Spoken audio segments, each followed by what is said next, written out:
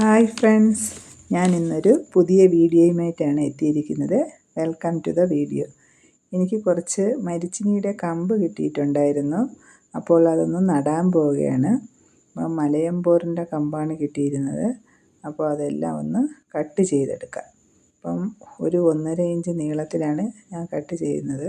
അപ്പോൾ എല്ലാം കട്ട് ചെയ്തതിന് ശേഷം നട്ടു കൊടുക്കാം.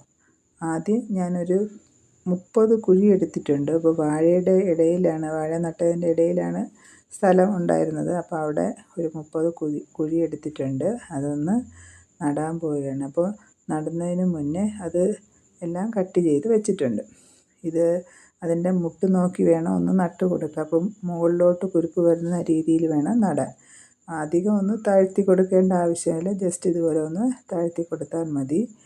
അപ്പോൾ എല്ലാം ഇതുപോലെ ഒന്ന് നട്ട് കൊടുക്കാം. അപ്പോൾ 1.5 മാസം കഴിഞ്ഞിട്ട് വേണം അടുത്ത് നമുക്ക് വളമിട്ട് കൊടുക്കേണ്ടത്. ഒരാഴ്ച കഴിയുമ്പോൾ തന്നെ അത് പൊടിച്ച് വരും. പൊടിച്ചതിന് ശേഷം 1.5 മാസം കഴിയുമ്പോൾ വളമിടുന്ന ഒരു വീഡിയോയുമായിട്ട് ഞാൻ വരുന്നതാണ്. അപ്പോൾ ധാരാളം വെള്ളമൊക്കെ കിട്ടുന്ന, അതായത് നീർവാഴ്ചയുള്ള സ്ഥലത്താണെങ്കിൽ വെള്ളത്തിൻ്റെ ആവശ്യമില്ല. അല്ലെങ്കിൽ വെള്ളം ഒഴിച്ചു കൊടുത്താൽ പെട്ടെന്ന് അത് പൊടിച്ച് കിട്ടും. അപ്പോൾ ഏകദേശം ഒരു മൂട്ടിൽ നിന്ന് തന്നെ ഒരു 3-4 കിലോ കിഴങ്ങ് കിട്ടും. അപ്പോൾ നിങ്ങൾക്ക് ഈ വീഡിയോ ഇഷ്ടപ്പെട്ടു എങ്കിൽ നിങ്ങൾ ലൈക്ക് ചെയ്യാനും സബ്സ്ക്രൈബ് ചെയ്യാത്തവരുണ്ടെങ്കിൽ സബ്സ്ക്രൈബ് ചെയ്യാനും മറന്നു പോകരുത്.